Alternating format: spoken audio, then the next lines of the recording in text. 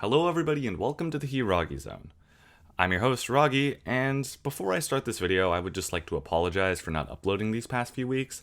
Not only do these kinds of videos take more time to make than my usual Let's Play content, but I was also going through some stuff these past few weeks and I really wasn't in any state to make videos. So I'm sorry. I will keep my uploading schedule more consistent, but I only have 10 subscribers anyway, so I don't really know who I'm talking to, but I think if you have stuck around for this long and you're watching this video, you will probably like what this video will be and the topic I will be talking about today.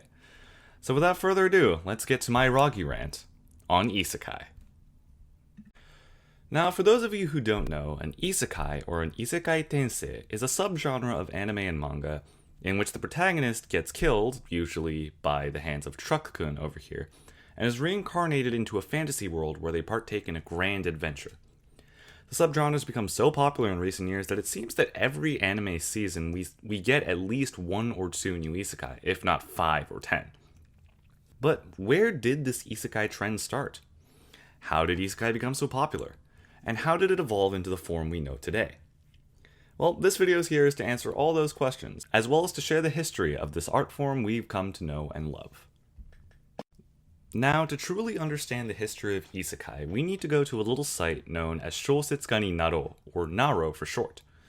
Naro is one of Japan's biggest web novel publishing platforms that's still very popular today. While the UI is a little bit outdated, if you're looking for a good web novel, you're going to want to go here, for one very particular reason. You see, the uniqueness of Naro lies in who browses this page. Among normal people like you and me, there are actually light novel publishers browsing this site, looking for the next big thing that they can make into a light novel. And it just so happens that one fateful day in 2009, one web novel got its chance to shine in the spotlight. A little web novel by the title of Sword Art Online. Now, before I keep going, I know some of you are going to say, but Ragi, Sword Art Online isn't an isekai. To which I have to say, you're wrong as fuck, friend. I mean, think about it.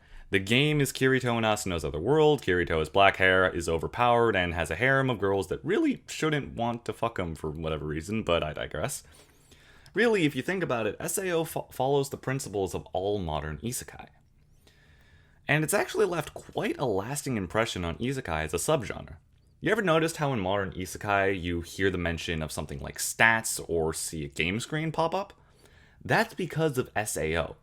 It was the forerunner of the isekai genre, and is the reason why we get so many isekai today. This is the first part of the history of isekai, the era of games. Now, of course, SAO got stupidly popular after the release of its light novel, resulting in a manga, an anime, a game, and a whole multitude of other things that probably shouldn't exist. But that's not to say it's the only thing Naro is famous for. Naro is actually responsible for some of the shows you see on your screen right now, as well as many others. But in between SAO and these shows, there was actually a bit of a dark ages of Naro. You see, the word Naro today in Japan is associated with something we call the Naro-kei shujinko, or Naro-type protagonist. I loosely mentioned the isekai formula earlier when talking about Kirito, but this is essentially what it is. You see, since Naro is a site where not necessarily professionals can publish their web novels as well, you end up having a lot of weebs and otakus who really just want to live their fantasies through these characters, writing stories and publishing them. As a result, you get a lot of protagonists that A, look very Japanese, B, are stupidly overpowered for no good reason, and C, have a harem also for equally no good reason. This is why Naro-kei is usually used as more of a derogatory term when referencing anime and manga. And if you see a reviewer slap it on the review, it's actually a sign to stay away from it if you're a reviewer in Japan. Of course, some people dig Naro-kei stuff and they're totally for it. I'm one of them, personally. But obviously, not everyone is like that. If something is shit quality, you can't justify it by saying it's from Naro. The quality is shit. It may be golden shit, but it's still fucking shit. This is where people needed to get creative. They needed to think of some way to break this isekai formula if they wanted to get big. This is the second era of the history of isekai, the revolution. Two of the most famous isekai to result of the revolution on Naro are Konosuba and ReZero, both which did something revolutionary to the traditional isekai Naro formula. Konosuba, for example, just decided to make fun of the Naro formula entirely. You have a protagonist who isn't at all overpowered and is a piece of shit, and a harem who is kind of useless all in their own right. It's the one isekai that sounds really cool and goofy as a comedy, but in reality you probably wouldn't want to be Kazuma, because, his life kinda sucks. Though, of course, that's on no levels of ReZero, who decided to take the Naro concept and just say, what if a guy got isekai'd, but his life just really fucking sucked? And of course, this kind of thinking in ReZero also resulted in series like Yojo Senki and Shield Hero. Both borrow a similar aspect, just in different forms. The reason I bring these two up is because they're perfect examples of how authors on Naro adapted. You see, Naro's gotten to the point where the only thing on that site is isekai. Like, it's gotten to the point where if you want to publish something on Naro right now, you have to specify if it is an isekai or not. And if it is, what subgenre of isekai it is. Like, it's insane. So in order to survive on a site that is just flowing with shitty isekais and Naro-style protagonists, the authors who became successful needed to adapt. That's how these more interesting shows like Konosuba and ReZero came to be. They saw the formula, knew that they couldn't succeed just by doing it, and decided to change it. This is why I personally think isekai from that time period are probably some of the better ones.